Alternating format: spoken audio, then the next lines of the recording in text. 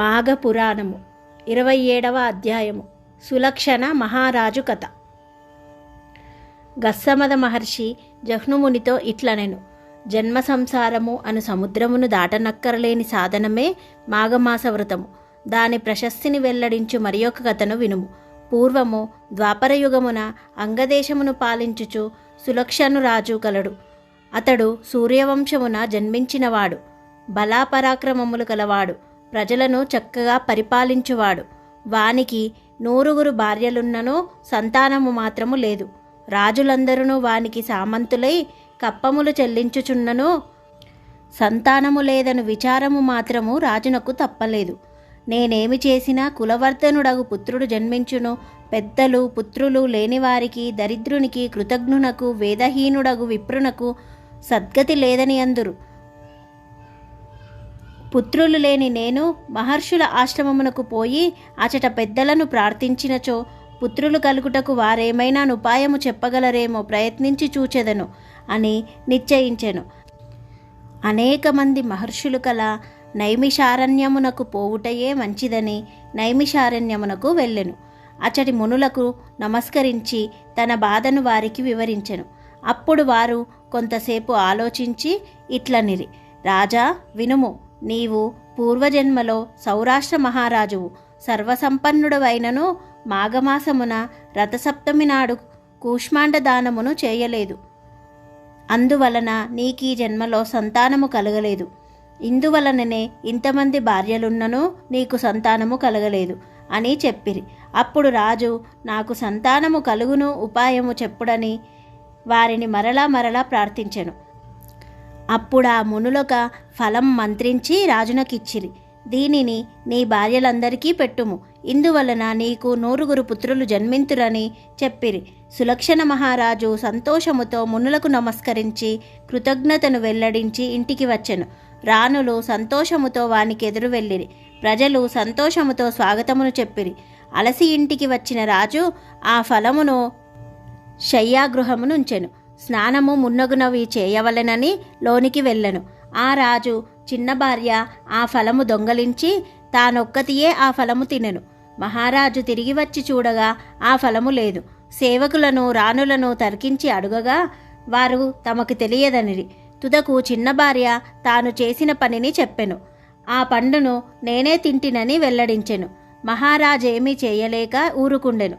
కొన్నాళ్లకు ఆమె గర్భవతి అయ్యెను.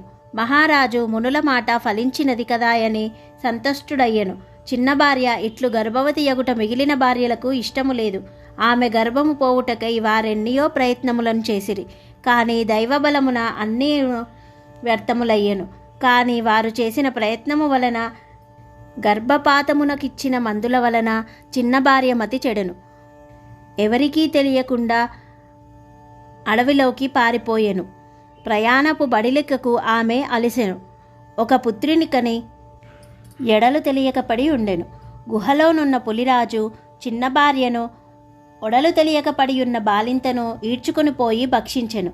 అప్పుడే పుట్టిన బిడ్డ రక్తపు ముద్దగా నుండి దుఃఖించుచుండగా హంసల గుంపు వచ్చి రెక్కలను చాపి ఎండ మున్నగువాని బాధ ఆ శిశువునకు లేకుండా చేసినది.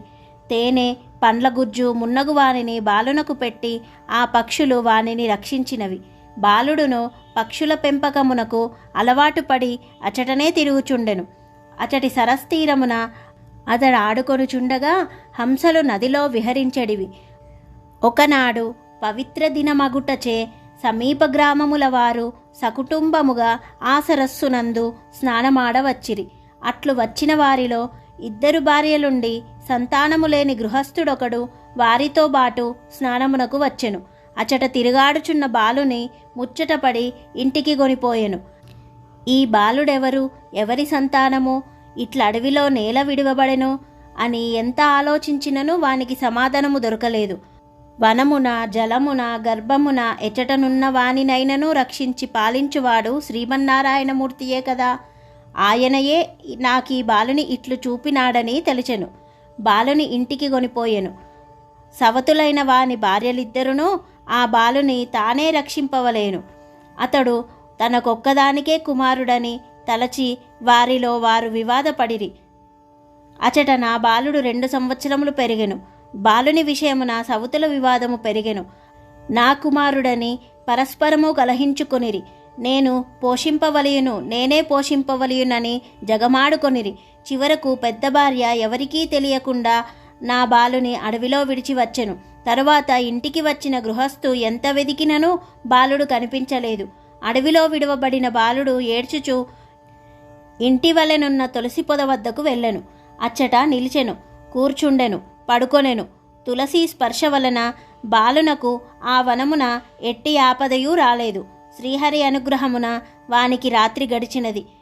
ఎవరునూ లేని ఆ బాలుడు ఏడ్చుట తప్ప మరేమి చేయగలడు? వాని దైన్యము, నిస్సహాయత ఆ అడవిలో నుండి పశుపక్షాదులలోని జీవలక్షణమునకు పిలుపైనది. అడవిలో గల ప్రాణులు, మృగములు, పక్షులు అచటికి వచ్చినవి. బాలుని నిస్సహాయత, దైన్యము వానిలోని దివ్యలక్షణములను మేల్కొలిపి వానిపై జాలిని కలిగించినవి. ఆ ప్రాణులను కన్నీరు కార్చినవి. ఒకరి భాష మరియొకరికి తెలియని రాజకుమారుడు, పశుపక్షాదులు ఇట్టి సహానుభూతిని నందినప్పుడు మరియొక మానవుడున్నచో వాడెంత దుఃఖించినో కదా. అట్లే ఆ బాలుడును పక్షియో మృగమో అయినప్పుడు వారి దుఃఖించినో కదా. అట్లే బాలుడును పక్షియో మృగమో అయినప్పుడు వాని దుఃఖము ఎట్లుండునో కదా. బాలుడు పశుపక్షాదులు విభిన్న జాతుల వారైనను వారిలోని పరమేశ్వరుని అంశయగు జీవాత్మ మూలము ఒకచోట నుండి దేవునుండి వచ్చినదే కదా. అది ఏ దివ్యత్వము. కానీ విచిత్రమేమనగా బాలునికి తన జాతిదే అయిన ఆ స్త్రీ వలన ఆపద వచ్చినది. ఆ విప్రుని మొదటి భార్య, ఆమెలోని దివ్యత్వము లోపించినది. సృష్టి విచిత్రమని అనుకొనుట తప్ప మనకు సమాధానమును తోచదు. ఇదియే భగవంతుని లీల. అట్లు వచ్చిన పక్షులు, మృగములు బాలునిపై జాలిపడినవి. పక్షులు ఎండవానిపై పడకుండా రెక్కలతో నీడను కల్పించినవి. తమ విచిత్ర రూపములతో వాని మనస్సును శోకము నుండి మరల్చినవి. మృగములను తేనె, మగ్గిన పండ్లు వంటి ఆహారములను వానికి తెచ్చి ఇచ్చినవి. ఈ విధముగా మృగములు, పక్షులు వానికి తాము చేయగలిగిన ఉపచారములను చేసి వాని దుఃఖమును మాన్పించి తమ ఉపచారములచే వాని ఆకలిని తీర్చినవి. బాలుడు తులసి పొదలో నుండుట, తులసిని చూచుట, తాకుట మున్నగు పనులను అతర్కితముగా చేయుటచే పవిత్ర తులసీ దర్శన స్పర్శనాదుల వలన దైవానుగ్రహము అతడు పొందగలిగెను. తన జాతికి చెందని పశుపక్షాదుల సానుభూతిని, ఉపచారములను పొందెను. ఆ బాలుని పూర్వజన్మ సంస్కారము వలన ఇట్టి సానుభూతిని ఇతరుల నుండి పొందగలిగెను. ఆ ప్రయత్నముగా వాని నోటి నుండి కృష్ణ, గోవింద, అచ్యుత మున్నగు భగవన్నామముల ఉచ్చారణా శక్తి కలిగినది. అతడు ఆ మాటలనే పలుకుచు తులసి పొదలో వసించు, ఆడుకొనుచు కాలమును గడపసాగెను. అడవిలోనున్న తులసియే దీనుడైన ఒక బాలునికి అట్టి దయను పశుపక్షాదుల ద్వారా చూపినది. అట్టి తులసి మన ఇండ్లలో నుండి మనచే పూజింపబడిన మనపై ఎట్టి అనుగ్రహమును చూపునో విచారింపుడు. తులసి మన ఇంట నుండుట వలన, మనము తులసిని పూజించుట వలన మనకు దైవానుగ్రహము కలిగి మరెన్నియో ఇహపరలోక సుఖములను అందవచ్చును, పాపములను పోగొట్టుకొనవచ్చును, భగవదనుగ్రహమును మరింత పొందవచ్చును. రాజకుమారుని పూజ, శ్రీహరి అనుగ్రహము. సులక్షణ మహారాజు గర్భవతియగు తన భార్య ఏమైనదో తెలుసుకొనవలెనని సేవకులను పంపి వెదికించెను. కానీ ఆమె జాడ తెలియలేదు. నిరాశపడి యూరకుండెను. అడవిలోనున్న రాజకుమారుడు పూర్వమునందువలనే శ్రీహరి నామస్మరణ చేయుచూ పశుపక్షాదులతో మైత్రి చేయుచుండెను. తల్లి, తండ్రి, తాత, సోదరుడు ఇట్టి బంధువులను ఎరుగడు. కేవలము శ్రీహరి నామోచ్చారణము, శ్రీహరి పూజ వానికి నిత్యకృత్యములయ్యెను.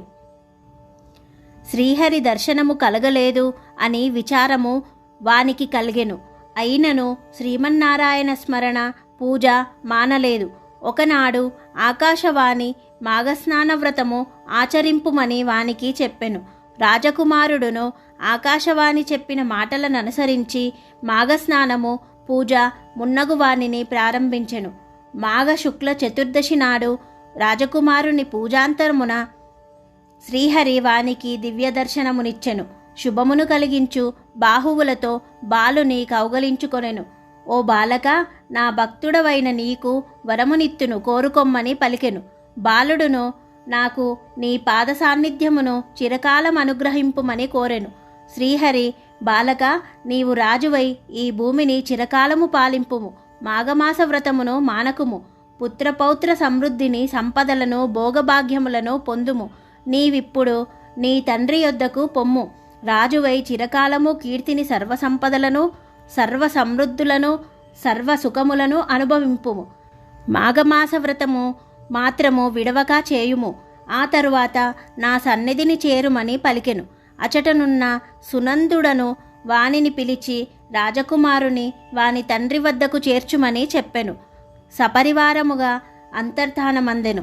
సునందనుడు రాజకుమారుని తీసుకొని సులక్షణ మహారాజు వద్దకు వెళ్ళెను. రాజకుమారుని పూర్వవృత్తాంతమును, శ్రీహరి అనుగ్రహమును వానికి వివరించెను. పుత్రుని వానికి అప్పగించెను. తన స్థానమునకు తాను పోయెను. సులక్షణ మహారాజు ఆశ్చర్యమును, ఆనందమును పొందెను.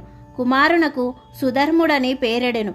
బాలుడు విద్యాబుద్ధులను పొంది పెద్దవాడైన తరువాత వానిని తన విశాల సామ్రాజ్యమునకు ప్రభువును చేసెను. వృద్ధుడైన సులక్షణుడు భార్యలతో వనమునకేగెను. వానప్రస్థమును స్వీకరించి కొంతకాలమునకు మరణించెను. వాని భార్యలను సహగమనము చేసి పరలోకమును భర్తననుసరించి తరలించిరి. సుధర్ముడు భక్తితో తండ్రికి, తల్లులకు శ్రద్ధతో శ్రాద్ధకర్మలను ఆచరించెను. సుధర్మనుడు తగిన రాజకన్యను వివాహమాడెను. ధర్మయుక్తముగా, ప్రజారంజకముగా చిరకాలము రాజ్యమును పాలించెను. పుత్రులను, పౌత్రులను పెక్కుమందిని పొందెను. అతడెప్పుడునూ మాఘమాస వ్రతమును మానలేదు. పుత్రులతోనూ, మనుమలతోనూ, భార్యలతోనూ కలసి జీవించియున్నంత వరకు మాఘమాస వ్రతము ఆచరించెను. తుదకు కుమారులకు రాజ్యమునిచ్చి శ్రీహరి సాన్నిధ్యమును చేరెను. జహ్నుముని, ప్రతి జీవియు తప్పక మాఘమాస వ్రతమును తప్పక విడువక ఆచరింపవలయును. అట్లు చేసిన శ్రీహరి భక్తులకు ఎట్టి భయము ఉండదు. ఈ వృత్తాంతమును వినినవాడును విష్ణుభక్తుడై మాఘమాస వ్రతమును ఆచరించి విష్ణుప్రియుడై ఇహపరలోక సుఖములనంది శ్రీహరి సాన్నిధ్యమునందును. సందేహము లేదు అని జహ్నుమునికి గస్సమద మహర్షి చెప్పెను. 27వ రోజు పారాయణా భాగం సమాప్తం.